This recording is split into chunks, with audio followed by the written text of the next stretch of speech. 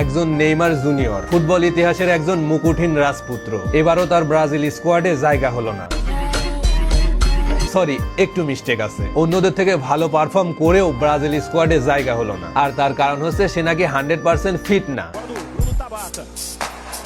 অথচ এবার ব্রাজিল স্কোয়াডে জায়গা পাওয়া 100% ফিট কিছু প্লেয়ারদের লাস্ট 8 ম্যাচের পারফরমেন্স: পেদ্রো গোল অ্যাসিস্ট 7টা, ভিনিসিয়াস জুনিয়র গোল অ্যাসিস্ট 5টা, এনরিক গোল অ্যাসিস্ট 5টা, রায়ান গোল অ্যাসিস্ট 5টা, রাফিনহা গোল অ্যাসিস্ট 4টা, থিয়াগো গোল অ্যাসিস্ট 4টা, সুনহা গোল অ্যাসিস্ট মাত্র 3টা, মার্টিনেলি গোল অ্যাসিস্ট মাত্র 2টা, লুইস হেনরিক গোল অ্যাসিস্ট মাত্র 2টা।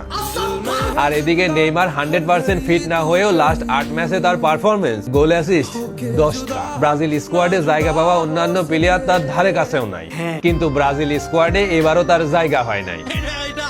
কার্লো আনচেলত্তির বক্তব্য অনুসারে নেইমার 100% ফিট না।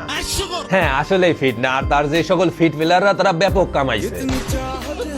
এই ব্যাপারে দেখলাম রোনালদিনহো একটা কথা বলছে, কথাটা সেই লাগছে। নেইমার যদি এক পা দিয়েও খেলে তাও ব্রাজিল দলের অধিকাংশ প্লেয়ারের চেয়ে ভালো খেলবে। কথা কিন্তু খুব একটা খারাপ বলে নাই, কারণ লাস্ট বছর খানেক ধরে তো দেখতেছি ব্রাজিল ন্যাশনাল টিমের অবস্থা কিরকম। প্রতিটা খেলোয়াড় তাদের ক্লাবের জন্য বাঘ, আর ন্যাশনাল টিমে গেলেই মিয়াও। সেখানে নাকি নেইমারের জায়গা হয় না, তাও কিসের জন্য? সে নাকি 100% ফিট না, এই জন্য।